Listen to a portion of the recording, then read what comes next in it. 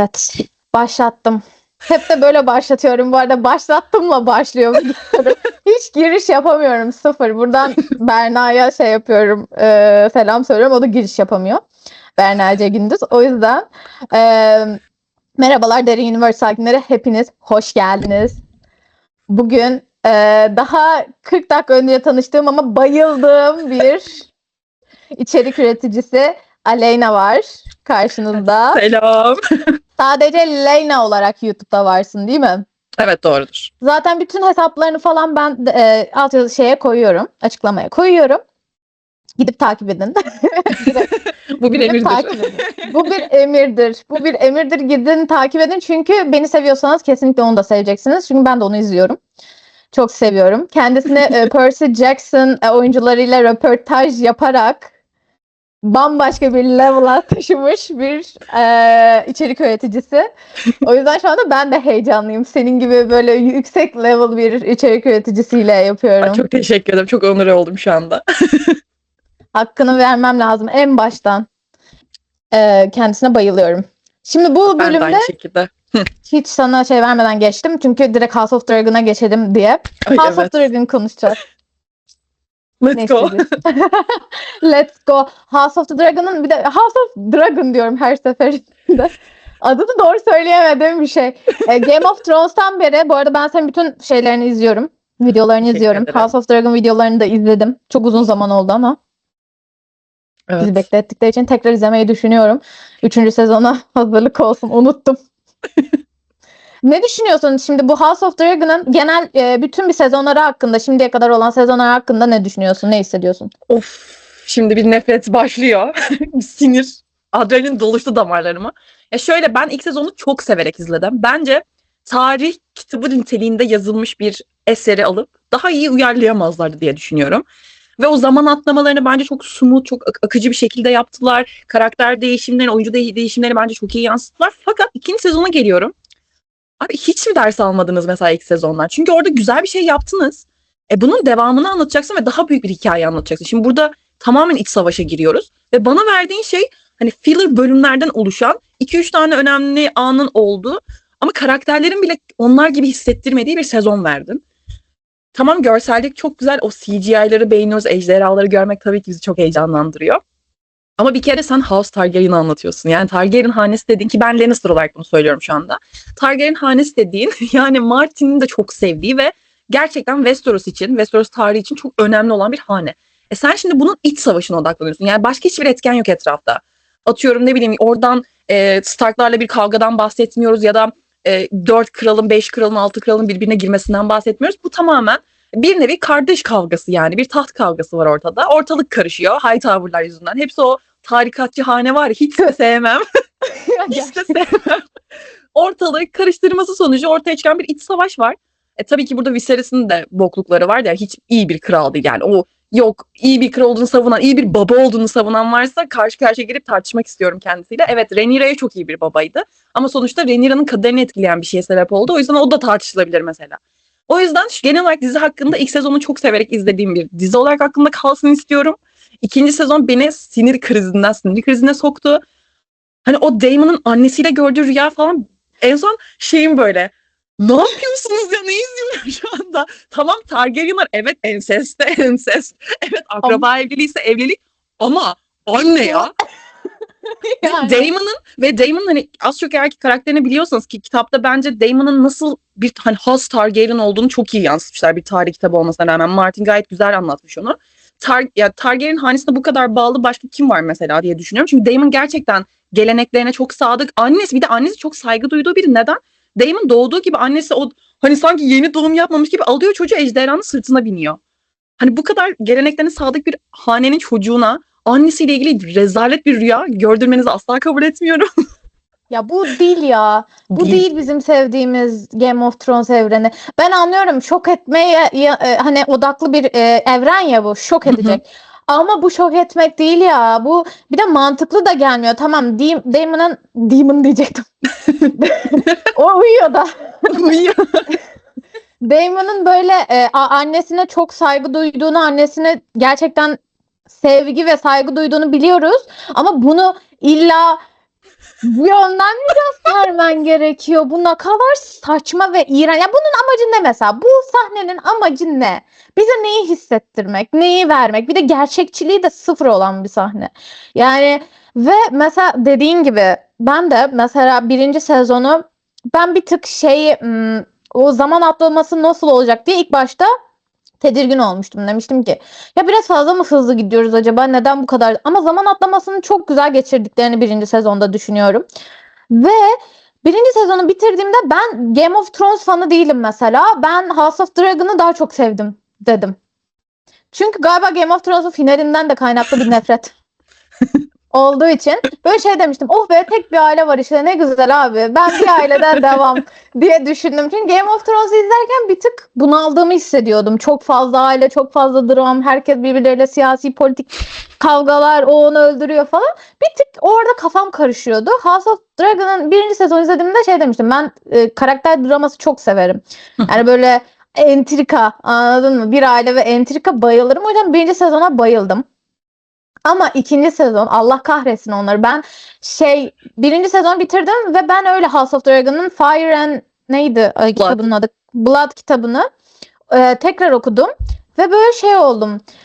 Hadi şu kan ve peynire tekrar böyle yükseldim, tamam mı? O bölüm için böyle ölüyordum falan. İkinci sezon geldi abi. Böyle izledim. Allah cezanızı versin. Bu mu kan ve peynir yani? Ben niye hiçbir şey hissetmedim? Ve hani bu dizinin olayı kanı ve vahşeti bize en ince ayrıntısına kadar göstermesi ya. Bana o sahneyi de göster o zaman. Ben Damon tarafından iğrendirilmek istemiyorum abi. Ben bu sahneyi göster bana. Taht oyunları ne demek? Bir çocuğa ne hale getirebilir bir çocuğu öyle öldürüyorlar. Ben bunu görmek istiyorum. Ben cani değilim. Ben sadece gerçekleri görmek istiyorum yani. Ya kan ve peynir en hayal kırıklığı yaşadığım olaylardan biri ikinci sezonu. Çünkü bir de oradaki ana olayı tamamen çıkarmışlar ya. Mesela ana olay Helena'nın orada çocuk seçmesiydi. Ve seçtiği çocuğun öldürülmemesiydi. Onu hayatta bırakarak aslında o çocuğun üzerindeki psikolojiyi, Helena'nın da yaşadığı psikolojiyi anlatmasıydı. Onu tamamen çıkarıyorsun. Yani bir de şey mantıksız değil mi? Hangisi erkek diye. Mesela üçüncü çocuğu zaten direkt çıkarmışlar. 2 tane çocuk var, hangisi erkek diye soruyor. Hani o donu indirmek, bakmak çok zor değil bence. Helena'ya sormadan da onu halledebilir. Oradan bir bakardın, ha, neyi var neyi yok. Ha, bu erkek bu kız. Bunu yapmıyorsun. Madem bunu soracaksın, o zaman o Helena'nın çocuk seçme muhabbetini bana vermen gerekiyor. Onu da vermediler. Bir de üstüne abi bak, ben Damon'u bu arada çok seviyorum karakter olarak. Benim ilk sezonda en beklediğim o finalde ve vermedikleri bir şeydi. O Damon'un kitaptaki Lucerys öldürür değil mi? O zaman tamam, kanı yerde kalmayacak. Göze göz, çocuğa çocuk. Biz de ne yapacaksak yapacağız. İntikamımızı alacağız. Tamam, çok güzel. Bunu vermiyorsun bu cümleyi bana. Tamam. Dedim ki ikinci sezon başlangıcında verecekler falan oldu. Vermediler. Bir de neymiş? Yani sanki hani Targaryenlar ya, şimdi bu taraf siyahlar hiç istemiyormuş gibi davrandılar o çocuğun öldürülmesini, intikam alınmasını. Ama tam olarak öyle değil yani. Sonuçta istiyoruz abi. Onlar da istiyor yani. İntikam almak istiyor. Lucerys dediğin karakter senin. Rhaenyra'nın gerçekten bebeği ya. Göz bebeği. Bir de o kadar masum bir çocuk yani. Mesela bu evrende birini öldür desen asla öldürmeyeceğim bir karakter. Çünkü gerçekten çok saf ve temiz bir çocuk. Hani mesela zaten evet, çocuk mesela Jace yaşına göre yine bir tık daha politikayı anlayan ve siyasi olayları kavrayan biri ki ikinci sezonda en sinirlendiğim noktalardan biri de Jace karakterini yaptıklarıdır. Jace annesinin o Luke'un ölümünden sonraki psikolojik yaşadığı olaylarda kontrolü ele alır. Siyah konseyde hadi şunu yapalım, hadi bunu yapalım ve gerçekten doğru şeyler de söylüyor. Yani dediği şeyler çocuğun doğru, yapmak istediği şeyler çok doğru. Ama yok abi yok. Jace'i yapmışlar atarlı bir ergen dizide. Rhaenyra'yı da yapmışlar. Bu arada Rhaenyra'ya ben ekstra bir şey yazılmasına katılıyorum. Çünkü kitapta belli bir süre hiç yok bu karakter. O kadar depresyona giriyor ki odasından çıkmıyor. Zaten hani o hamilelik çocuğunu kaybetmesinden sonra hani hem hamilelikten sonra kızını kaybediyor Visenya'yı, hem de oğlunu kaybediyor. Onun getirdiği psikolojiyle hem bedensel olarak da hamileliğin getirdiği o hafif kilolarla birlikte kadın gerçekten çıkamıyor. O kadar kötü ki ruh hali. Ama yok abi, yazdıkları bana Rhaenyra neymiş o şeyle öpüşmesi falan. Asla bu arada bakın, asla bu şey ne denir ona, homofobik bir taraftan asla değil. Çünkü ben destekliyorum. Destekçiyim. Kesinlikle destekliyorum. Öpüşün, sevişin, her şeyi yapın. Anis'in olsun ya. Ben Anis'in enemies to lovers da varım. Bu arada öyle yazıyorlar ki gerçekten tam ona şey yani, böyle olabilir. Yok abi, yazdıkları şey de bana Rhaenyra değil. Jace'i yazıyorsun, olmuyor. Kan ve peynir rezalet oldu. O duygu ben şeyi hissetmedim. Mesela Martin şey açıklaması yapmıştı. Asla katılmıyorum. Bir çocuğun öldürülmesi çok büyük bir vahşet ve bunu televizyonda O zaman niye bu kitabı yazdın? Sen Piçler Savaşı'nda ne yaptın abi? Bütün insanları aldın götürdün yani. Pardon sen hadi o savaşı geçtim. Bu House of Dragon'da da ne sahneler gördük işte o onun kafasını kesiyor, o onun şeyine saplıyor falan yani. Bunların hepsi okey. Ama Çocuğun ölümünü göstermem. Sen Game of Thrones'un ilk bölümünde çocuğu atıyordu camdan aşağıya. Yani ve biz 8 sezon o karakterleri bize bir şekilde yani sevdirdin yani bir şekilde oldu. Ve ya George R. R. Martin ikinci sezonda George R. R. Martin ama kendisi de şeyde değil miydi ya ben George R. R. Martin yazmadı diye biliyorum. yok o yazmadı zaten. Sadece o bölüm çıktıktan sonra savunma yaptı. Çünkü çok eleştirdi insanlar. Gelmiş diyor ki yok biz şey yapmak istemedik. O çok vahşi olurdu. Nasıl yani? Ya yok be onu bence bir şekilde ona söylettirmişler. Çünkü şimdi Seven Kingdom için doğru mu söylüyorum adını? Adlar konusunda berbatım. Yeni çıkacak dizi için, yeni spin-off için şeye gidip yönetmene yazarlara gidip şey demiş. Bunu sakın House of Dragon gibi yapmayın demiş. Böyle bunun yabancı bayağı bir kaynaktan okudum. Yo zaten kendi bloğu var direkt olarak şey yani sezon bittiğinde House of Dragon'ın ikinci sezonu neredeyse hani bizim kadar sövecek bir blog yazısı girmişti. Evet çok kötü zaten. O da beğenmiyor ama mesela beğenmiyorsan kan ve peyniri de bana savunma anladın mı? Hiç gerek Ve yok. Kaan ve Peynir de aslında orada Helena'ya seçim hakkı hani o sahneleri attılar ya sahnenin uzunluğunu kısaltmış oluyorsun ve etkileyiciliğini de kısaltmış Evet. oluyorsun aynı zamanda. Çünkü orada asıl olay bir annenin yaşadıklarının gözünden o taht savaşlarının yarattığı etkiler ve o travma ya. Ve Evet. sen mesela orada halen daha Helena'nın olayından gidip de Alicent ve Cole'un sevişmesine bağlıyorsun. Sanki Çok sinirliyim. Helena'nın yaşadığı çok travmatik bir şey. Hadi onu geçtik. Sen Alicent ve Cole'u görmesine bağlıyorsun. Hani abi bana ne Cole. Oh. Yani gerçekten Allah kimseye kol gibi ex vermesin. Çok çok iğrenç bir Allah herif. evlat da vermesin. Cole gibi kimseyi görmek istemiyorum bu hayatta. Ben şeyi de anlamıyorum. Mesela kolu çok idolize eden insanlar da var. İdolize edilecek biri değil bence. Yani bu arada Game of Thrones evreninde idolize edilecek çok daha güzel vahşi böyle yine hani savaşalım edelim diyen karakterler var. Cole öyle değil. Cole zaten yani beni şeyde kaybetti. O Rhaenyra'ya gidip dedi ya sen prensessin ama gel portakal satalım Essos'ta. Nasıl yani salak. He kanka ya. Aynen kanka. Orada Rhaenyra'nın böyle ne diyor bu salak bakışı ve sonra hani tahtın kendisi benim ya deyişi. Bak. Gerçekten. Prensesim ya. Ne güzel göt gibi baktı ona ya. Yani gerçekten karşımda ve o an kafasında şeyi sorguladığını da anladım. Yani ay ben bununla mı yaptım ya? Yani Evet. ne kadar mı salaktı anladın mı? Ya ve hani şey dediği yer var ya ben senin şeyin olamam. Metresin mi olacağım falan. Evet kanka. Evet. Bekliyorsun. Ya bir prensesin bütün tahtı, bütün o topraklarını, babasına duyduğu o şeyi de bırakıp, her şeyi bırakıp seninle gelmesini mi bekliyorsun? Yani ya bu gerçekten biç ya. Tam bir biç gerçekten. Yani böyle olur ya aşırı kendini bir halt zanneden ex'ler böyle ben onu yaralayacağım. Ya vallahi bir şey söyleyeyim mi? En sevdiğim tek kısım ikinci sezonda da Rhaenyra'nın kolu hiç adam yerine koymaması. Evet. Yani sıfır adam yerine koymak. Alicent'la muhatap oluyor. Gidiyor Alicent'la konuşuyor o da bence mantıksızdı da. Yani çoğu şey mantıksız ama ikinci sezonda gene de birinci sezon ve ikinci sezonda en mantıklı bulduğum şeylerden biri Rhaenyra'nın kolu adam yerine koymaması.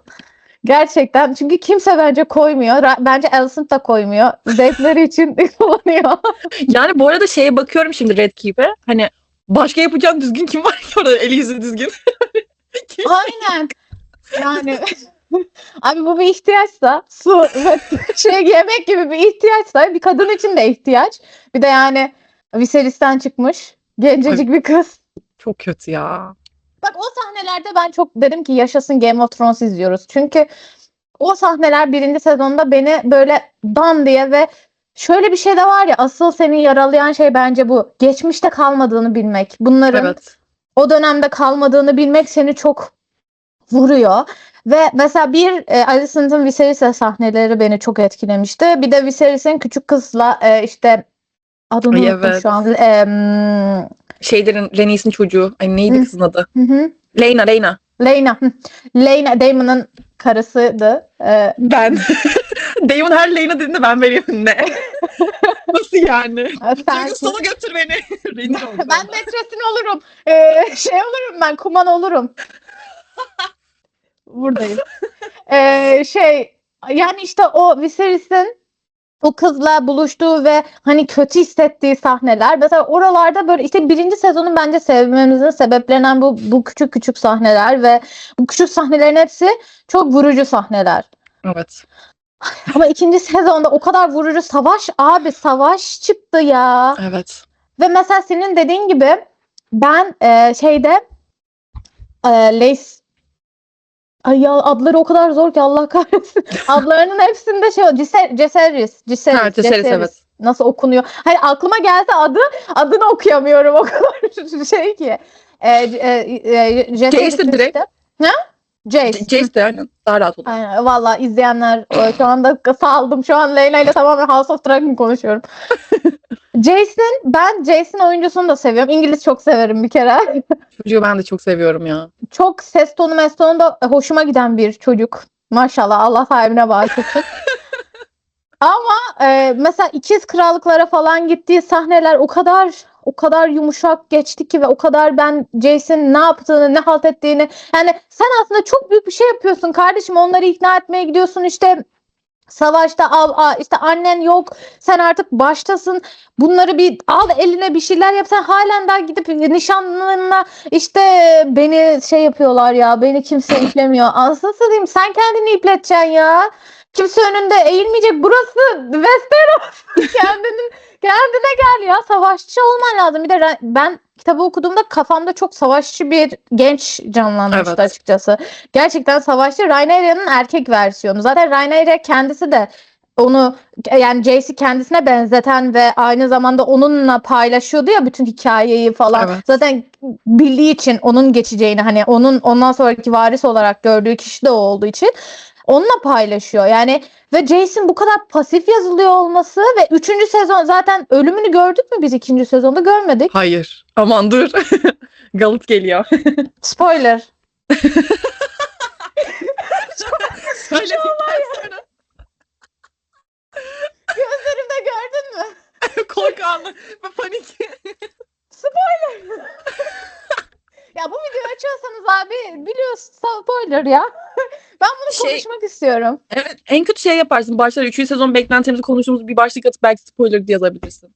Valla çok da iplemiyorum. Spoiler verdiğiniz diyen yorumu da iplemiyorum. Çünkü neden biliyor musun? Ben abi açmam. Bu kadar çok beklentileri ben zaten yazacağım. 3. sezon beklentileri yazacağım. Ve description'da da her şeyi konuştuğumuzda da yazacağım.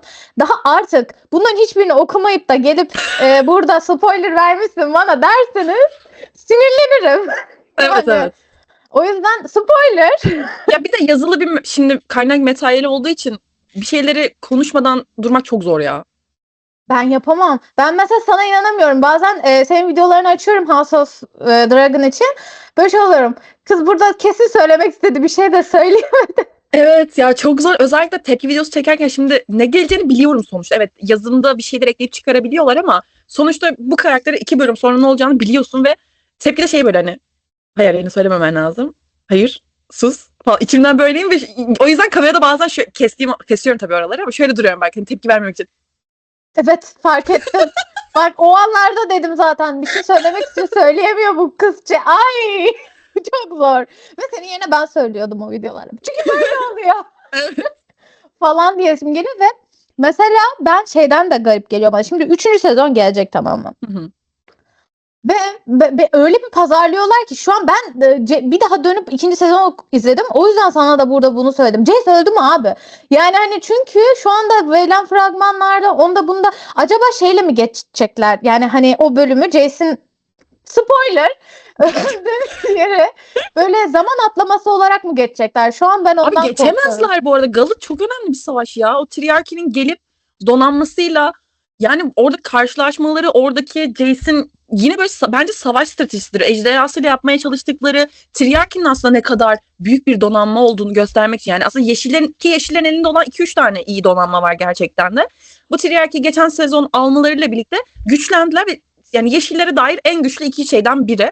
Bunu bana göstermen gerekiyor. Bu sahneyi geçerlerse çok sinirlenirim hızlı bir şekilde. Çünkü Galit benim aslında ben ikinci sezon sonuna mı koyarlar diye düşündüm. Çünkü bence en az 2 bölümlük bir olay. Ki muhtemelen bir bölümünü atlayacaklar. Bir bölümün belki de 20 dakikasını atlayacaklar. Bence yine yanlış ama Galit çok önemli ve bunu hızlı bir şekilde atlayıp bana sadece bakın Jace öldü derlerse bakın basarım o stüdyoyu ya. Beni çıldırtmayın.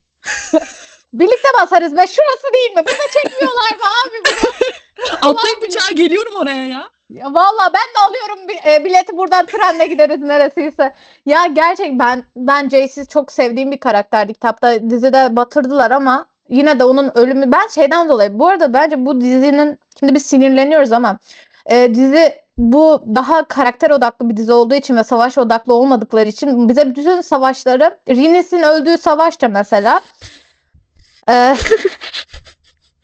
Aegon'un o hale geldiği, yani bunları bize, ben anlıyorum, bir noktadan anlamaya çalışıyorum ama şöyle düşünüyorlar, çok salakça bir düşünceleri var. Şöyle, bu karakter odaklı bir dizi olacağı için biz savaşı az tutup karakter diyaloglarını çok tutalım diye düşünüyorlar bence kendi kafalarında. Ama anlamadıkları şey şu: karakterlerin çok oluyor olması demek karakterleri çok konuşturunca onları anlatabiliyorsunuz anlamına gelmiyor. Bu olaylardan sonra, bu olayların onların başlarına gelişi ve ondan sonraki diyaloglar önemli oluyor ya. Bu olayların altını çizmeniz, yani çizmek zorundasınız. Bu olaylar çünkü o insanlarda travma bırakıyor. Bu olaylar karakteri karakter haline getiriyor ve travmalarını hissedip empati kurmamızı sağlıyor. Aynen. Sen şimdi bunu benim elimden aldın. Ben mesela Helena'ya çok üzülmüştüm. Okuduğumda var ya, kahrolmuştum. Şu anda tek hissettiğim şey, yazık, anasını sevişirken gördü. Bu da bir travma. Abi bu arada o da Alicent'da bak, Alicent'da hangi senaristin fikri? O yazar odasında kim bu fikri ortaya attı ya? Hakim erkil, en eril zihniyetli insanın attığına eminim. Bu kadının yanında kim var?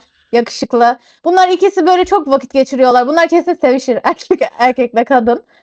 Yani ve Alicent o kadar bana kitapta da ve dizide de bence lezbiyen bana alerjisi veren bir karakter. Ya bu kadının, hadi Rhaenyra ile olmadı, tamam mı? Çünkü babası politik siyasi şeyler uğruna kızını sattı. Bu kadının Viserys öldükten sonra direkt başka bir kadınla birlikte olması gerekiyor. Çünkü ben bu kadının başka bir kadına aşık olabileceğini düşünüyorum kendi duygularını free yaşadığında. Hele de hadi yaşamadı, duygularıyla olmadı, ihtiyaçlarının da kadınlara yönelik olduğunu düşünüyorum ben o kadının. Ama Dizide buna daha şey yaptılar. Özellikle Rhaenyra ile aralarındaki ilişkide şey böyle. Tam herhalde öpecekler bir yerde falan diye bekledim ben. daha da uçurdular beni. Ben bekliyordum zaten. Yani ben kitapta da öyle hissediyordum valla. Ben kitapta bile şeydim.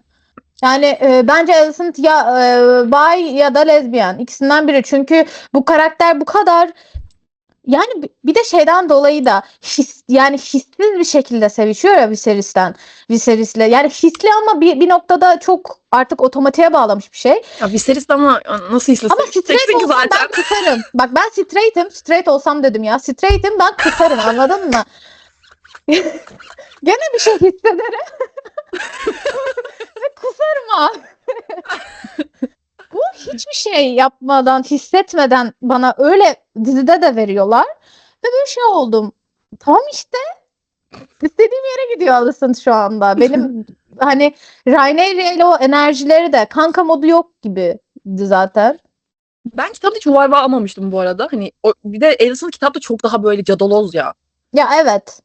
Ben ayar oluyordum ona. Ama tabii ki bu Westeros'un getirdiği karakter şeyleri, yani okey, tamam, bunda hiçbir sıkıntı yok. Zaten bir kere dizide şunu değiştirdiler bana kalırsa. Ben kitap okurken Alicent'la Rhaenyra arasındaki yaşananların tamamının hani Otto yüzünden değil de, evet, Otto bir şekilde Alicent'ın evlenmesine sebep oluyor vesaire ama o artık iç savaş noktasına yaklaştığımızda yapılan şeylerin ben tamamen Alicent'ın kendi iradesi sebebiyle olduğunu düşünüyordum. Dizide bunu bence değiştirdiler. Daha çok hani manipüle edilmiş, daha bir şeylere zorlanmış ve babasını tatmin etmeye çalışan bir kız profili çizdiler başta. Daha sonrasında da bu tamamen mindset üzerine karakterini inşa eden bir kadına evrildi. Okey, bunu anlarım bu arada, çünkü belli ki yapmaya çalışıyorlar yazarlar. Bu zaten bir tarih kitabı ve anlatılmayan ya da sonuçta tarihçiler de her zaman orada yaşamadıkları ya da onun içinde olmadıkları için %100 bilgileri aktarmıyorlar ki Martin de bunu söylüyor kitap hakkında. Okey, tamam, bunu doldurun, araya bir şeyler katın, değiştirin de. Bunda hiçbir sıkıntı yok. Ama o zaman bana ikinci sezon Alicent'ı verme, anladın mı? İkinci sezon Alicent'ı bence ilk sezonki Alicent karakter gelişimine de karşı bir şey. şey anlamında hani o ne olduğunu karar veremiyor ama ilk sezon sonunda sanki vermiş gibi davranıyor. Evet. Ben çok sinirlendim. Rhaenyra olan ilişkisi konusunda da ben de mesela dizide ne onu aldım yani. Hani bu bir şeyler mi yapacaklar aralarındayı çok sordurttu bana. Vermediler de tam doğru dürüst anlamadım. Okey tamam hadi savaşa girelim o zaman ne yapalım. Ben kitapta da mesela okurken ben şöyle düşünmüşüm. Kitapta da bu sefer enemies to lovers hissi almıştım, tamam mı? Bir şekilde istiyorum çünkü iki taraf ya bunlar ve ikisi de gücü elinde bulunduran kadınlar oldukları için ve kafamda hep ikisini kapılı haline getirdim bir şekilde ve o çok da böyle şok edici bir şey olur bence. Yani böyle ters köşe twist bir şey olur gibi geldiği için de öyle. Ve ben mesela şeyi sevdim bu arada. Bu yüzden birinci sezonu sevmemin nedenlerinden biri de şimdi konuştukça da çıkıyor. Çünkü onun altını çizmiş olmaları.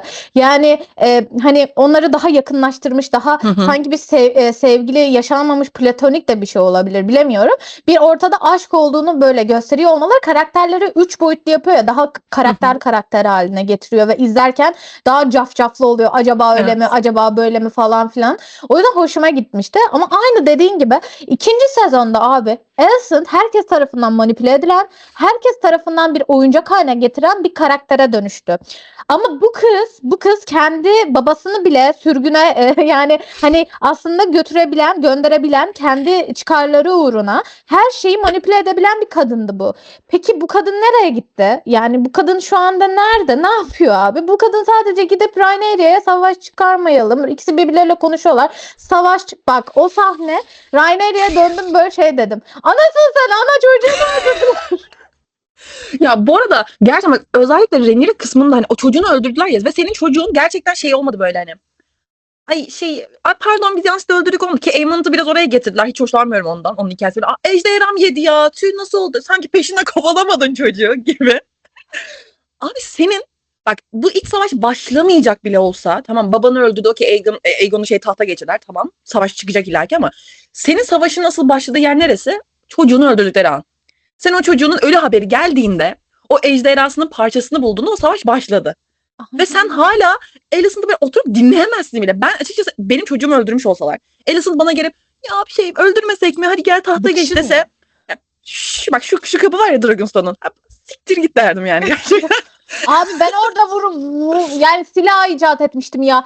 Yemin ederim çakmıştım bir tane ok gönderiyordum. Yani orada öldürürdüm. Tam Ben de orada çok öldürüp. sinirlendim. Ya bir de şöyle bir şey var. Ben buna da bir tık diyorum ki ilk başta kendimi çok sorguladım, tamam mı? Feminist açıdan anne oldukları için mi biz kadınlara duygularıyla hareket etmesi gerektiğini düşünüyoruz acaba diye düşündüm. Ama tam tersinden aslında kadın oldukları için sanki mülayim olmaları gereken taraf onlarmış gibi yansıtılıyor ve bu benim daha çok sinirimi bozdu. Yakıp yıkamazmış gibi gene böyle yakıp yıkan erkekleri zapt etmeye çalışan kadınlar gibi oldu. Zaten evet bak Ensinden çok pardon lafını böldüm ama şey sahnesi var ya ben ilk sezon başladı ikinci sezon dedim ki okey galiba Rhaenyra gerçekten o istediğimiz savaşçı kadın hani o bir de şimdi dizide daha aktif rol oynuyor iç savaşta hani o depresyonu biraz daha hızlı atlattı. Diyorum okey tam kılıç falan tutuyor böyle dedim çok güzel bir yere biliyor. Sonra geldi bana neymiş hani hiç kimse görmeden bir anda kralın şehrine geliyor. O gidiyor Alicent'la konuşuyor. Hiç kimse çünkü fark etmedi tabii ki Rhaenyra. Hani sanki iç savaş çıkmamış da kimse aramıyormuş onu gibi. Geldi bir de şey yaptı böyle.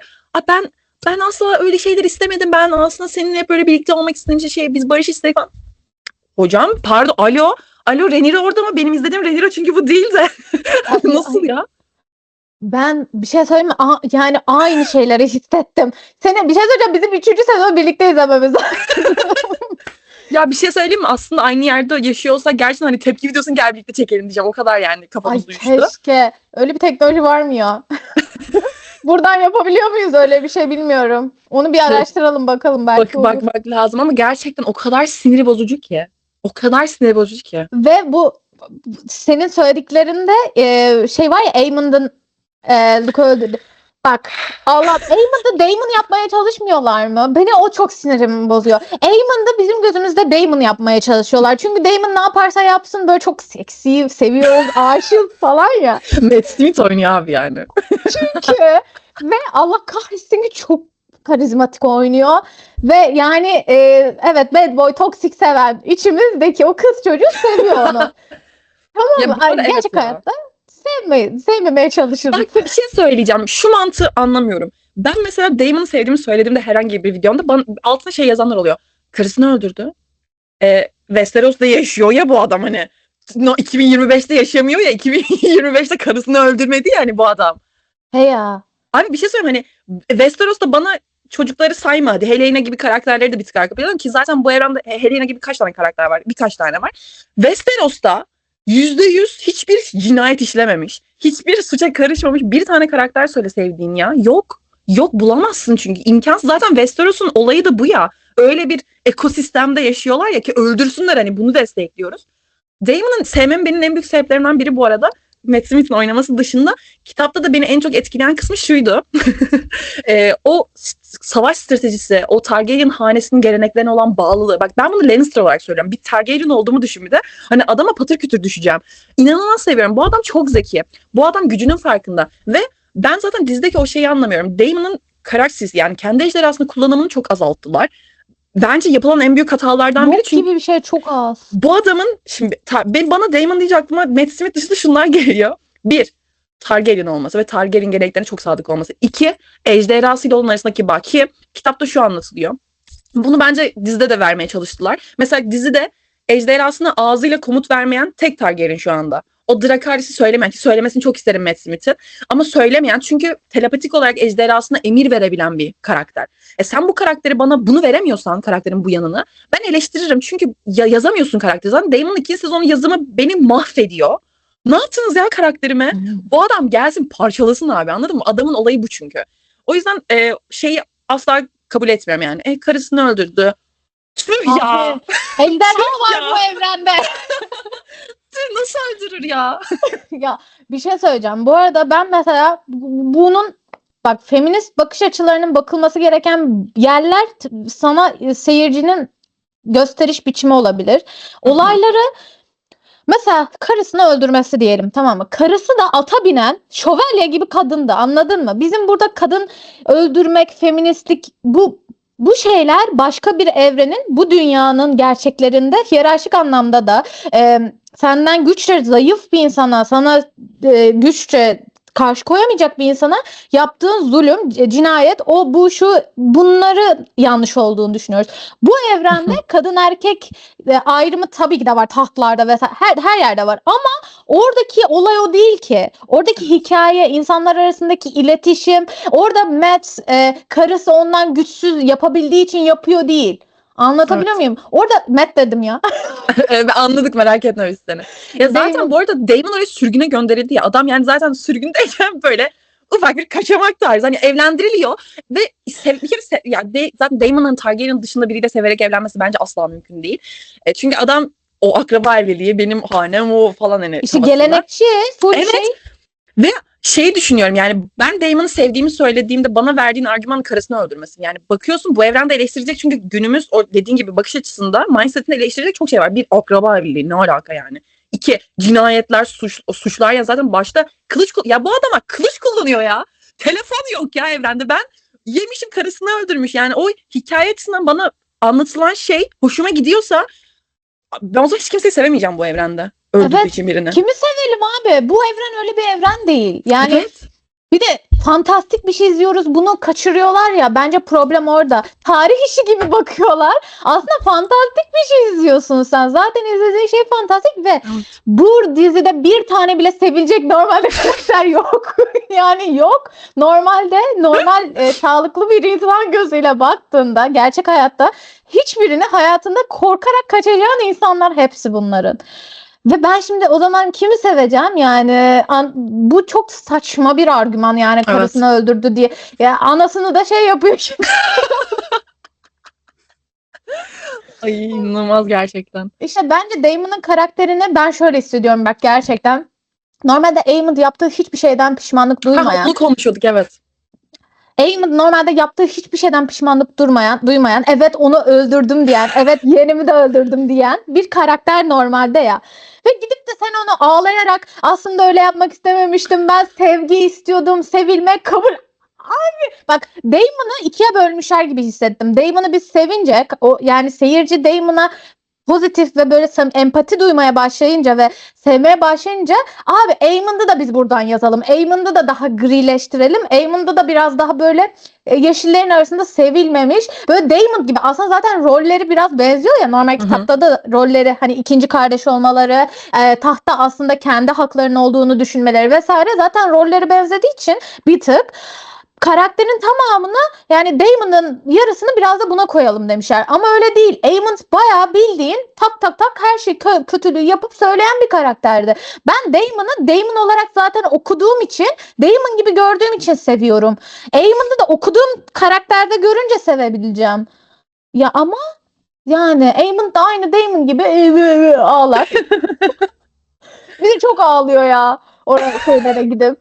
Abi öldürdün işte ya. Ben en nefret ettiğim değişiklik oydu. Yani gelmiş bir de şey mesela eğer bu pişmanlığı yaşayacaksa atıyorum öyle bir en başına öyle bir karakter çizseler de okey olurdum yine ama sen karakteri görüyor diyor ki tek gözünün içinde şimdi tek gözünü alma vakti senin de tamam intikam alacaksın. Ejderhanla kovalıyorsun ki bak senin ejderhan Vhagar tamam mı? Senin ejderhan şu anda yaşayan en büyük ejderha. Yani sen bu ejderhayla bebe bir tane ejderhayı ve bir çocuğu kovaladı ki ejderha sürücüsü olarak o kadar da gelişmemiş birinden bahsediyorsun. Bunu kovaladığında ne olmasını bekliyordun? Gözünü korkutacaksan belli bir yere kadar takip edersin. Oradan gidip de o ejderhamı kontrol edemedim de o onu yedi de bana bu dramayı kesmeyeceksin ki sen de bunu istiyordun yani. Tabii Ben ki. sinir oldum. Gelmiş sonra bir de o zaten şey sahnesi var ya ilk sezon sonunda Vhagar atlayıp yiyor ağzıyla ve Aemond böyle ne? Evet, hayır bir de böyle onu böyle karizmatik çekmişler falan böyle sanki yaptığından çok pişman bir prens yani anladın mı? Böyle abi hayır Değil, sen evet kendi ya. abini de öldürürsün ki yaktın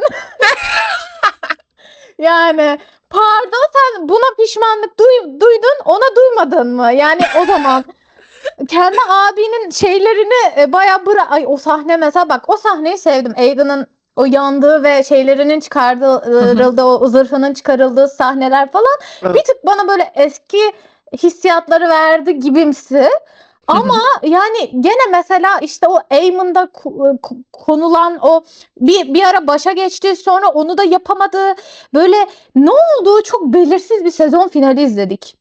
Ya Evet. ben gerçekten bu sezon finalinde hiçbir şeyi merakla beklemiyordum 3. sezonda. Beni merakla bekletecek yani okumamış olsam 3. sezonu merakla bekletecek şekilde bence bitmedi. Yani Hayır ya o Alicent'ın gelişi konuşması gidişi falan. Bak beni heyecanlandıran tek bir saniye söyleyeceğim. Ki oraya geliş ve yani hikaye anlatıcılığı kısmında bence senaryo yazım falan rezalet ama odak olarak tek sahne baktığımda Rhaenyra'nın o Harrenhal'a gelerek Daemon burada ne yapıyor diye baktığında Daemon'un o gördüğü rüya sebebiyle Rhaenyra evet gerçekten kraliçe olarak başa geçmesi gerekiyor düşünüp ki neyse oraya çok girmeyeceğim şimdi daha çok sinirleneceğim ama o sahne bazında hani Rhaenyra içeri girdiğinde Daemon'un herkese kılıçlarını kaldırtıp hani biz kraliçemiz için savaşıyoruz dedirtmesi. O sahne özelinde beni heyecanlandırdı fakat hem öncesi hem de sonrasında yaşananlar ve sezon finalinde en son o müzikli kurgu beni hiç işine almadı yani. ya Ne yalan hiç söyleyeyim. ya benim bir de şöyle bir şey var. Ben bu Rhaenyra ve Daemon'un arasındaki ilişkinin de çok hafifletildiğini ve böyle şey hissettim ya 2. sezonda da oldu ve tamam evet şimdi Daemon başa geçmek istiyor ve Rhaenyra ile arasında büyük bir kavga var aslında. Rhaenyra'yı destekleme konumunda ama aslında onun yerinde olmak istiyor ve sonra işte eski saraya gidiyor falan böyle şey yapıyor kendiyle annesine şey yapıyor falan filan. Kendisiyle iç çatışmaları var falan filan tamam ama ben mesela o sahneleri daha çok rüyasında görecekse de Rhaenyra'yı ve daha fazla Rhaenyra'yı görüp Viserys'i görüp en azından ya da kendi çocukluğunu görüp ne bileyim daha kendisiyle olan o çatışmasını daha ağır görmek istiyordum ki sonunda build up etsin ve o Rhaenyra'ya hayır ben savaşçıyım ben savaşçı olmak için doğmuşum ben hükümdar olmak için değil savaşçı olmak için doğmuşum ma geldiğinde inanabileyim yani. Tamam sahne görsel açıdan çok güzel ama sen arkasını bana doldurmadığında motivasyonlarını doğru düzgün build up etmediğinde ben inanamıyorum yani Daemon'ın Evet. o hale geldiğine. Ve mesela şeyde de hani Aemond ve spoiler gene. Çünkü bayağı spoiler vereceğim şimdi. Aemond ve Daemon'ın kavga sonunda finalde mesela o kavga var ya doğru düzgün bir 2. sezon izlemiş olsak şu anda çıldırırdım o şey Evet. için yani bir doğru düzgün bir Aemond izlemiş olsak daha da heyecanlanırdım. O aşırı acımasız Aemond'u izlemiş olsak ve Daemon'ın da zaten kendisini bir tık görüyor onda da. Evet. Anlayabiliyorum. Ama işte build up etmeye çalışıyorlar birbirlerine benzeterek o karakterleri. Çok yanlış bir şekilde bence işte birbirlerine benzeterek bunu yapmaya çalışıyorlar. Ama işte bu Damon ve Aemond'un birbirine bu kadar benzetiliyor olması gitgide duygusallık değil de grileştiriliyor olması iki karakterin sondaki savaşta ya böyle sanki ikisi birbirine acıyacakmış gibi geliyor, anladın mı?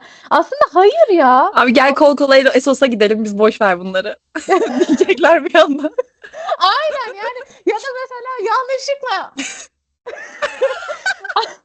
Spoiler falan. öldürmüşüm. Aa. Bir de Ya, yani evet. İkisi de bu çok büyük bir spoiler olur, o zaman söylemesem mi de, ama keseriz. İkisi de birbirine şey yapıyor. Yani bu Evet. işin sonunda ikisi de ölüyor ya. Aynen. Yani nasıl yanlışlıkla ikisi de birbirine ölebilir?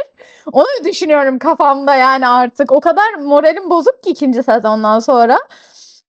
Ve mesela ben Evet. ejderhalarının da birbirleriyle savaşlarında falan böyle ejderhalar bir tık karakterler birbirlerine benziyor ve ejderhalar hani sürücülerinin iç şeyleriyle Aynen. de hareket ediyorlar ya. Mesela şimdi Aemond'u gitgide Daemon'a benzetiyorlar. Ejderhası da tam tersi Luke'u öldürüyor yani.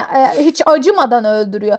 Pardon da derler ki sana, sen ne yapıyorsun hacı? Yani hani sen ne düşünüyorsun? Senin ejderhan zaten senin hissettiklerinle ortak bir noktada ve o da onları hissediyor. O da onları biliyor. Sen şimdi bana bir sonraki sahnede ağlayarak şeyin kucağında, hayat kadının kucağında ağlayarak sahnesi verirsen derim yani sen ne yapıyorsun? Ben çok üzgünüm. Aemond konusunda yani aşırı üzgünüm. Çünkü o işte son final battle'ı çok beklediğim için. Evet. Ama işte şeyi Ya gördün şöyle, mü? aynen, neyi? Başka konuya geçecektim. Sen devam et. Fikrini söyle. Ha, şeyi söyleyecektim. Şimdi ben şunu beğenmedim. Damon'ın hani şu argüman verilemez bence. Rhaenyra'ya %100 aşıktı. Bilemiyoruz. Bilemeyiz. İş dünyası. Olabilir, olmayabilir. Bana bunun üzerinden bir hikaye yazsın demiyorum. Bunu önden söylüyorum çünkü söylemek istediğim şey oraya çekilebilir diye. Şimdi söylemek istediğim şey şu. Damon gerçekten tahta oturmak isteyebilir. Eğer ki dizide bana böyle bir şey yazacaksın. Okey, olabilir. Çünkü Damon zaten güç seven ve şimdi bir de önünde ne var? Yeşiller tahta geçti. Ve bunu istemiyor adam. Çok normal. Baktı Rhaenyra çok pasif kalıyor. Tahta geçmek isteyebilir. Ama şimdi bana şöyle verseydi ben bunu daha da yerdim. Neden? Bana ilk sezonda ne çizdiler? Daemon geldi Viserys'e dedi ki ben tahtı istemiyorum, bu tacım da senindir. Ben sadece senin yanında olmak istiyorum. Sonra ne dedi? Beni neden kralın eli yapmadın? Ya ben senin kardeşinim. Bunu öncesinde söyledi tabii, Otto kralın eli ilan edilince. Geldi ki ben senin kardeşim, kanındanım yani. Sen beni kralın eli yapmak yerine ya da gelip bir fikrimi sormak yerine gidiyorsun Otto'yu yapıyorsun ki Daemon'un Otto'dan nefret ettiğini biliyoruz. Bunu da destekliyorum. Otto gerçekten iğrenç bir karakter. Berbat ya. Kızını sattı işte. Sattı kızını. Aynen. Bana gelip bunu yazıyorsun. Bu arada stratejik olarak bence politik anlamda çok zeki bir karakter, siyasi anlamda. Yani o kadar high tower gibi bir haneyi alıp kralın eli pozisyonuna getirdi. Sonra da kızını bir de kralla evlendirdi. Bu açıdan söylemiyorum. Ben tercihlerini adamın takdir etmiyorum ve nefret ediyorum o yüzden kendisinden. Neyse, Daemon hani en başından itibaren bana vermeye çalıştığı şey, evet, güç sahibi olmak isteyen biri ama kardeşini çok seven ve onun yanında olmak isteyen, Targaryen hanesine olan bağlılığı sebebiyle, o geleneklere olan bağlılığı sebebiyle tahta ne olursa olsun, kralın eli de olsa, yanındaki çöpçücü de olsa Targaryenlardan biri olsun istiyor. Ve yani maalesef ki Daemon'un ailede gerçekten öyle bir konu var. Viserys kral olduktan sonra sanki Daemon sadece işte gönül eğlendiren, bunu öldüren bir karaktermiş gibi resmedildi ve bundan hoşlanmıyor çünkü o hanesi için her şey yapmaya hazır. Çok güzel. İkinci sezona geliyoruz. Daemon'un odağı bundan o kadar çıkıyor ki hani sanki saf güç isteyen ve hiçbir şey umurunda olmayan bir karaktermiş gibi verildi. Ben bunu çok takdir etmiyorum. Bence bunun karakter yazımı daha iyi yapılmalıydı. O Harrenhal'daki kafa karışıklığını, Rhaenyra tahta geçecek ama ya ben mi geçsem, hani ben daha şeyim, burada ordu topluyorum falan muhabbetine gidip bana bunu daha iyi verebilirdin. Çünkü bana ilk sezonda zaten bunu verdin. Daemon evet güç istiyor ama en önceliği Targaryen hanesi. Şimdi bir de Targaryen hanesinin en tutulması gereken bir dönemdeyiz. İç savaş var. Karakterin o geçişleri, o yaşadığı kafa karışıklığını o kadar veremiyorlar ki ben Daemon ne düşünüyor anlamıyorum. Sonra bana rastgele annesiyle bir rüya sahnesi veriyorsun. Onun yerine bana mesela Viserys'in sahnesi arttırılabilirdi. O rüya sahnesinde konuştuğu. Ya da mesela Rhaenyra'nın gençliğini gördüğü ve o suçluluk hissettiği. Çünkü Rhaenyra neden beni bıraktın vesaire diyor. Bu suçluluğu mesela daha arttırıp farklı noktalarda Rhaenyra ile bağ kurduğu ya da evet ben özüme dönmeliyim, ben ne oldu burada, delirdim mi, daha iyi verebilirdi karakter gelişimi olarak. Bana veriyor annesiyle neymiş, bir şeyler yaşıyor falan. Bu sahnenin verdiği hiçbir şey de yok. Hani şey de diyemiyorsun. Ne diyeceksin mesela, çok delirdi. Bunu mu göstermeyecek? Hayır abi. Hayır yani. Ve ya sana dediğim gibi bence bu karakterin en büyük çatışması kendisiyle. Evet. Yani dışarıdan bakılınca çok iyi bir savaşçı olduğunu biliyor ve aynı zamanda Viserys'in hiç iyi bir savaşçı olmadığını da biliyor. Hem tahta geçmesi gerektiğini düşünüyor hem de tahta geçebilecek kadar sabırlı ve sükunetli de bir insan olmadığını da biliyor. Yani işte kendi çatışması var bu Evet. karakterin. Kendi iç çatışması var aşırı fazla. Ve kendisiyle çatıştığı için de nerede durması gerektiğini tam çözemiyor. Ve sen bu karakter yani tamam anlıyorum. Kendisi deyince akla annesini getiriyorlar böyle. Diyorlar ki annesiyle bir çatışması olacak. Çünkü hani kendisi deyince en saf hali annesiymiş gibi. Ama hayır abi kendisiyle çatışmasını göster bana. Ve hadi annesiyle çatışmasını mı göstermek istiyorsun? Ya bunu illa bak ağzından kömür çıkacak. Yani o kadar sinirleniyorum. Çok saçma bir sahne, evet. Annesiyle yüzleştiği bir sahne olsun. Annesiyle Mesela. Viserys'in sahneleri, annesiyle Viserys'in sahnesini izleyen çocuk Daemon sahnesi olabilir. Bu arada evet bu şey gerçekten öyle. Çünkü mesela biz dizinin en başından itibaren şeyi gördük. O Jaehaerys zamanı Viserys'in işte tahta seçileceği o büyük meclisi gördük. Okey, çok güzel. Ama bunun mesela Daemon tarafı var ya, onun POV'sini yani onun o bakış açısını hiç biz görmedik bu alanlarda. Ya da Evet. atıyorum sürgündeyken belki de bir sorgulama yaşamıştır illa ki. Bunu bana verebilirsin. Bunu da vermiyorsun. Hani eğer bir gerçekten bu sezon sadece evet karakterleri daha iyi anlayalım, psikolojilerini daha iyi anlayalımsa, Daemon'ı daha iyi anlayalımsa ve bu yapacağı seçimi anlatmaksa. Çünkü en sonunda kendi için değil de Rhaenyra için ordu toplama yine okey oluyor kafasında. Bana bunu vereceksen o zaman bana en başına itibaren, çünkü Rhaenyra'yı biraz Viserys'e benzetiyor kendi içinde. Dolayısıyla hani eğer bunu yapacaksan bana daha farklı bir sahne vermen gerekiyor. Annesini mi göstereceksin? Dediğin gibi çocukluğundan bir sahne olabilir, Viserys'le ortak bir sahnesi olabilir ama seks sahnesi değil yani. Ya ve mesela bunu söylerken çatışma deyince de finale kadar geldiğimiz yere kadar hani böyle konuşunca aklıma böyle bir çatışma deyince ilk bunlarla birlikte bir de Rhaenys ve Rhaenyra da geliyor benim. Çünkü ben şunu düşündüm, bak biz şimdi bunları konuşuyoruz. Ben kitabı aşırı iyi hatırlayan bir insan değilim.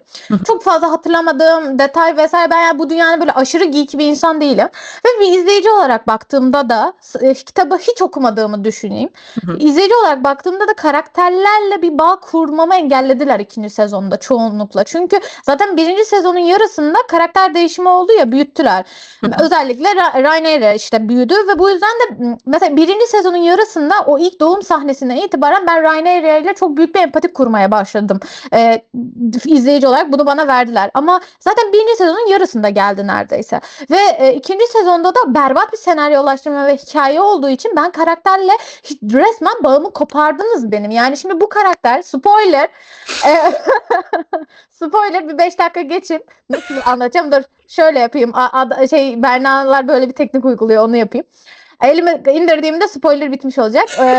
Rhaenyra öldüğünde benim bütün empatimi aldın benden, anladın mı? Ben bu karaktere üzülemeyeceğim. Çünkü ben bu karakteri odun gibi görüyorum şu anda. Yani odun gibi. Çocuğu ölüyor. 2 gün ağlıyor. 3. gün geliyor. Ailesinde gidiyor. Şey yapıyor falan. Yani ve Rhaenys de, hadi kapatıyorum şu an. Spoiler verdim.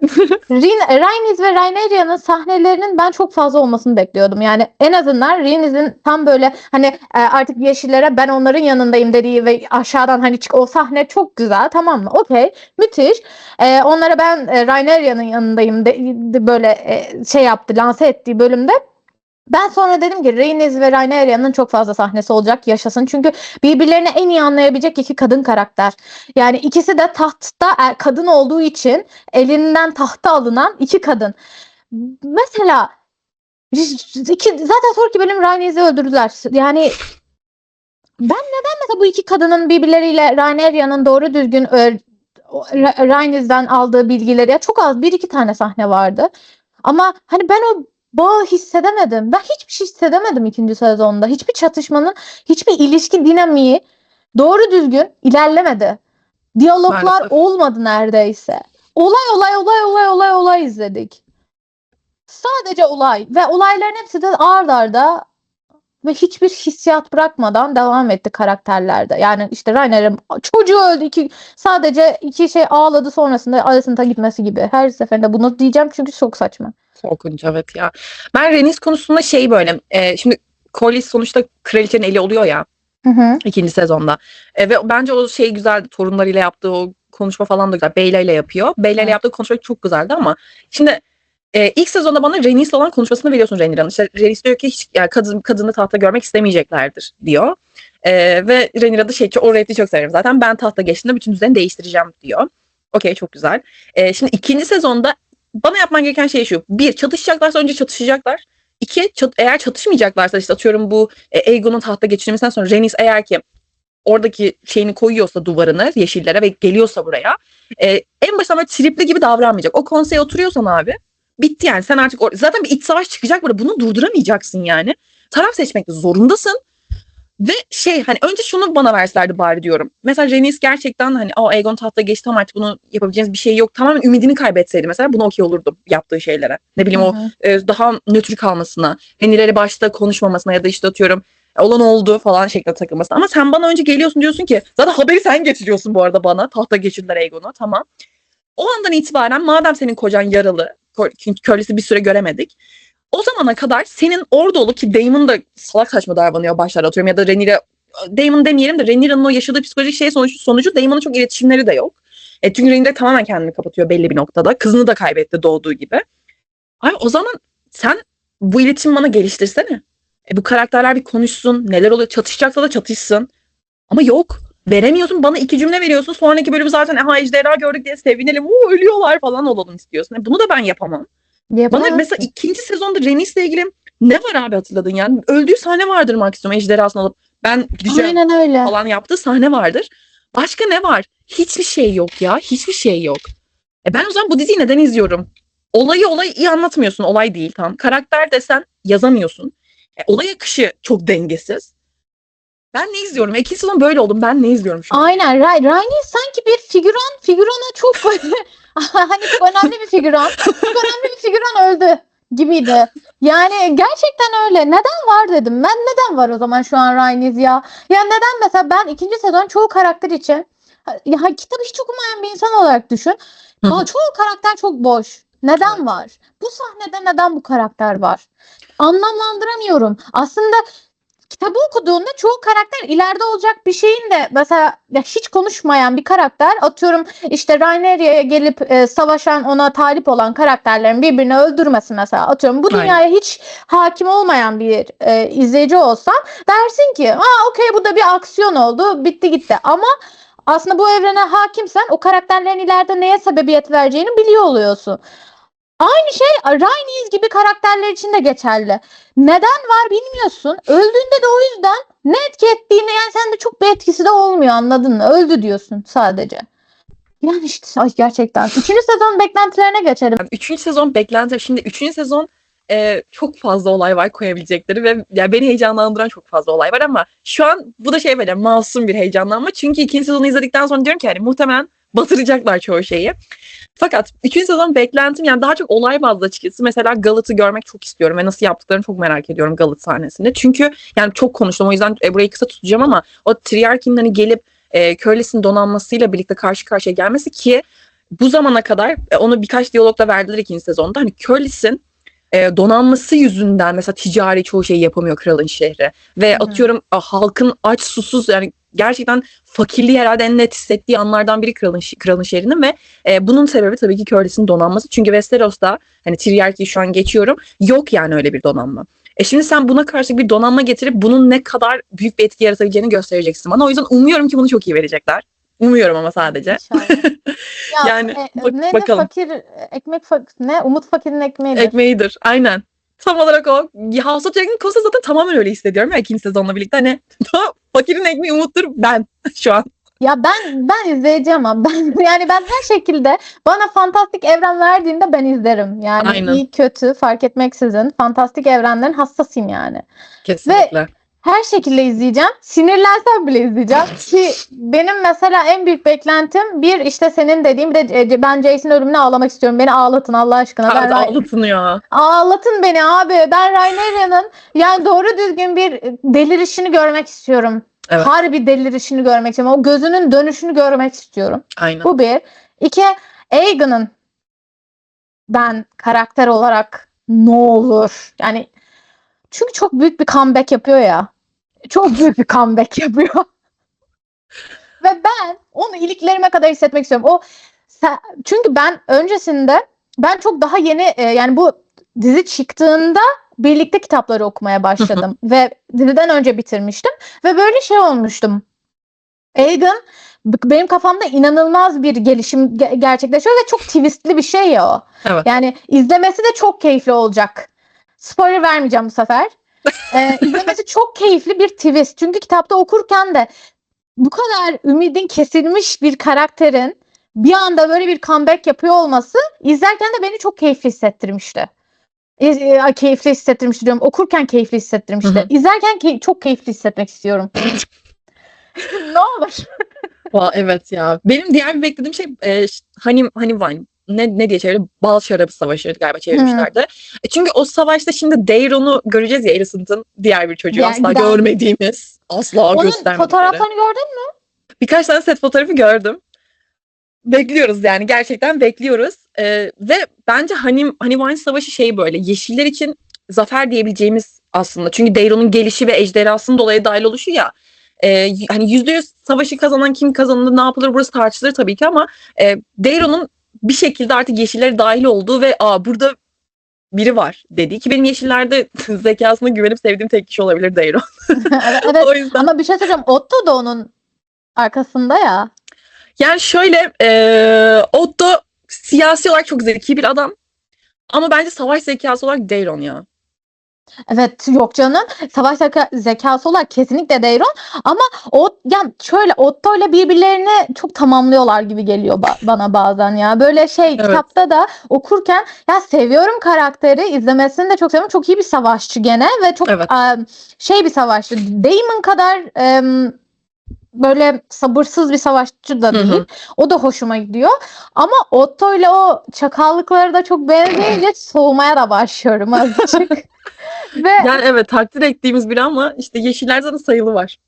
çok sayılı zaten ve ama neyse bir şey finalle ilgili bir şey söyleyecektim. Dur. Bir daha vermeyeceğim. Zaten en sonunda söyledim. Evet. Yani bir şey demem kaldı. Yani Rhaenyra'yı da bahsedersen. Aman dur. Aman. O sahneyi de çok finali tabii ki de çok ama o daha 4. sezonu. 4'e kalır o. Ben 3 sezon sürecek sandım. Yok 4 sezon. Hatta Ryan dedi, işte bu dizinin showrunner dedi ki hani böyle, ya Ryan demedi de daha doğrusu dizinin showrunnerlarından biri şöyle bir açıklama yaptı. Hani eğer 4. sezonda baktık nasıl ilerliyoruz, belki 5. sezon yaparız. Ryan yapabilir açıklaması geldi. Hayır, yapmayın. Lütfen durun ama gerçekten. Çok kısa hemen 3. sezonla ilgili şunu da ekleyeyim. Tabii ki şimdi ordumuz toplandı. Daemon da topladı ordusunu ve bir kralın şehrinin düşüşünü göreceğiz. Alicent da aldı çünkü tahtı Rhaenyra'ya. Bir kralın şehrinin düşüşünü göreceğiz ve açıkçası yani kralın şehri bence çok lanetli bir yer. O tahtta kim otursa zaten geberip gidiyor bir şekilde, ama hani orada gebermesen bile Viserys'i gördük, çürüdü adam. Yani gerçekten yaşarken çürüdü. Dolayısıyla hani o tahtın ya kralın şehrinin düşüşünü, bir kere oradaki halkın vereceği tepkiyi, orada yaşanacak şeyleri çok merak ediyorum. Dolayısıyla o sahnede çok heyecanlandığım bir sahne. Bir de bir Lannister olarak, yani bir Lannister, bunu söylemezsem hani atın beni artık fandom'dan falan. Balık yemi sahnesi, yani balık yeminin savaşı daha doğrusu. Çünkü bu Lannister'ların topladığı orduyla kendi ordusuyla birlikte biraz daha kuzeyin aslında olaya da dahil olduğu bir yer. Dolayısıyla Ben de kız Stark olarak baştan beri çok merak söylemedim. ediyorum.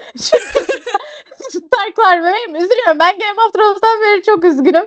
O yüzden Stark demek istemiyorum kendime de. Ya bu arada Stark'ları da bence 2. sezonda harcadılar biraz. Yani o saçma sapan bir sahne koydular ya, yürüyorlar. Okey yani. Bu ne? House of Dragon'da. Evet. Ha, evet. Evet ya. Ya Stark'ları zaten nerede harcamadılar gerçekten. Brian Allah cezasını versin zaten de. Yani neyse, sinirlenmeyeceğim. Game of Thrones Sakin ol. bitti derin. Gerçekten ama ya. Neyse, Stark'lar kuzularım ya. Of, neyse. Ya ama mesela sen aynen bu dediğin şeyler ben de tabii ki de merak ediyorum. Aşırı merak ediyorum ama ya o yapamayacaklarmış gibi geliyor gene. O beni de korkutuyor ya. Bir de böyle bazı, şimdi her sızıntıya tabii ki güvenmemek lazım ama bazı yapılan sızıntılarda ben oldum böyle. Hani bunu hangi zihniyet yazdı ya? Hani bunu hangi zihniyet ortaya koy? Ki 2. sezonu izlerken de böyle hissetmiştim. O yüzden böyle hani sızıntıları gördüğümde olabilir diyorsun yani. Çünkü olamaz diyemiyorsun. 2. sezonu ne izlettilerse bize kar perişan eylesin ki. Evet. Gerçekten sinirim bozuluyor ya. O protestolar bize vurdu. Yemin ederim Bize vurdu. Bize vurdu. Hayır haklısınız kardeşlerim. Alın hakkınızı. Ama bizim de hak ettiğimiz bu mu ya? Yani Gerçekten. bu arada Darion diyorum ya aşırı Jace'e benziyor oyuncusu. Ben bakın şimdi. Bu çocukla ilgili eğer ki bir Kristen Cole çocuğu muhabbeti yaparlarsa Saçmalamayın. Kristen Cole'un var ya bak. Böyle bir şey olamaz ki. Bir dakika beyaz. Ha Jace için diyorsun. yok demiyorum. Bazı set arkası fotoğraflarında çocuk Yok. böyle vardı. Saçmalama, öyle bir şey korktum. Hayır. Ben ne istiyorum biliyor musun? Kitap umurumda bile değil. Kristen Cole'un böyle aşırı hızlı geberişini ve kimsenin iplememesini, herkesin anında unutmasını istiyorum. Evet. Yani hepimizin unutmasını istiyorum anında, anladın mı? Ama ben böyle olacağım büyük ihtimalle. Evet ben de. Oh. Arkaya Bok böyle yoluna da gittim. Kimse de seni umursamadı. mezar taşını ben getireceğim ya, o kadar istiyorum ölmesini. Ya Zaten burada. ölsün. Evet. O ayrı bir şey zaten. Ama böyle kimsenin iplememesini istiyorum. Mesela Alice'ine gelip Cole öldü diyecekler. Tamam. Diyeyim ya. Anladın mı? Yani kimsenin Tamam. umurunda olmamasını istiyorum. Evet ya, o da bak gerçi o da beklentilerimden biri bu arada. Bir de hemen yine çok kısa çok şey söyle, beklenti ama böyle iki tane karakterle ilgili çok bir şey merak ediyorum. Bir, artık Damon'ın, yani tamam Harrenhal'da gerçekten kaba tabirle ağzımıza sıçtınız. Lütfen abi artık bu adamın o savaştaki etkisini ejderhasıyla yaptıklarını görelim ya. Görelim ya, lütfen görelim. Ben bunu görmek istiyorum. İkinci olarak da ikinci sezonda bana anlatmadığınız Otto nasıl esir düştü? Adam nerede? Ve ne yapıyor? Bunu açıklayın ya. Bir şey söyleyeceğim. Kitabı okumayan biri için Otto öldü falan yani gerçekten. Evet, Otto gitti ve yok oldu, öldü. İzlememişsen bak gerçekten ikinci sezonda kaçırdın diyelim herhangi bir sahneye Otto'nun adının geçti. Senin için Otto şu an öldü. Yani kitabı okumayan bir insan için Otto şu an yok. Ama Yok. Otto şu anda dünyanın en savaşçı insanı yetiştiriyor. Farkında mısınız? Kazanacağınız savaşı yetiştiriyor yani. Ama Eşek Otto ya. gerçekten ben bu Otto'dan nefret bu arada gerçekten. Hele ki ya, oyuncusunu çok severim bu arada. İnanılmaz oynuyor ve hani kitapta nefret ettiğimin 50 katı nefret ediyorum dizide. Yazımından da kaynaklı çok iyi yazılmış bir karakter bence. Özellikle ilk sezon bazında. Ama ikinci sezonda oldum böyle. O kadar hani yeşillerde o kadar nefret edecek insan var ki ve Alicent o kadar saçma yazıyorlar ki. Atıyorum Rhaenyra'yı da saçma yazıyorlar kenara ve ben oldum böyle. Otto'nun o Aegon'a gidip böyle gerizekalı biz seni tahta çıkar. Baban seni istiyor muydu? Dediysen dedim ki evet abi Otto ya. Ben Otto'cuyum artık bu saatten sonra. Budur ya. Abi valla bir şey söyleyeyim, burada her dakika biri olabilirim. Yani bir sahneyle değişiyor duygularım. Bu dizide Game of Thrones'ta da öyleydi ya, zaten bunu Evet. seviyoruz bir tık. Bir sahneyle duygularımın hepsini alt üst ediyor götler. Ya işte o yüzden istiyorum ama Evet. aynı zamanda da ikinci sezonu hiçbir şey hissetmeden ikinci sezonu kapatan bir insan olduğum için ya artık şöyleyim, bana bir şey hissettirden başka hiçbir şey hissetmiyorum şu an. Gerçekten Yani- öyle ya. Bana bir şey hissettir abi ama Martin geri döndü, o yüzden bir tık Bakalım. umutlarım var. Bu bölümü de izlediyseniz bizim kadar biz şu an var ya, yani bütün bir bölüm boyunca her şeyi konuştuk. Her Evet şeyi. ya, her şeyi. Bence bu bölümü açıp şeyden önce izlesinler. 3. sezon Ben çünkü zaten 3. sezon başlamadan bir tekrar dönerim gibime geliyor. Unuttuklarım varsa bir Hı hı. şeyler. 2. sezonu nasıl döneceğim bilmiyorum. İkiye vururum. Hani 2x'le izleyecek. 2 inçle vururum, bir izlerim tekrar. Kitabı bir daha okumayı düşünmüyorum. Umutsuzluğa kapılmak istemiyorum. Tekrar aynı şeyleri yaşamak istemiyorum. O yüzden Maalesef. diziyi tekrar bir saçmalıklarını hatırlayıp istiyorum. Onu İnanılmaz şey yaparız ya. ama bu videoyu da açıp izleyebilirler. Yani Gayet bence. bu arada gerçekten. Bu arada bak bir şey söyleyeceğim. Bence 3. sezon çıksın. Hazır bu kadar konuştuk. Ya yine senin kanalı ya benim kanala ya da zaten bunu ortaklaşa paylaşabilirler. Bir şekilde 3. sezona gibi bir başka videoda çekelim çıktığında 3. sezon. Kesinlikle. Ve bence şey yapabiliriz bu arada. Bu arada bunu bence bu videoyu kapatalım. Ben record'u Tamam. kapatayım. Konuşmaya Olur. devam ederiz. Çünkü söyleyeceklerim off record. Okey tamam. Sürpriz. Böyle de işte twistleri var. Martin, bir şeyler öğrendik senden.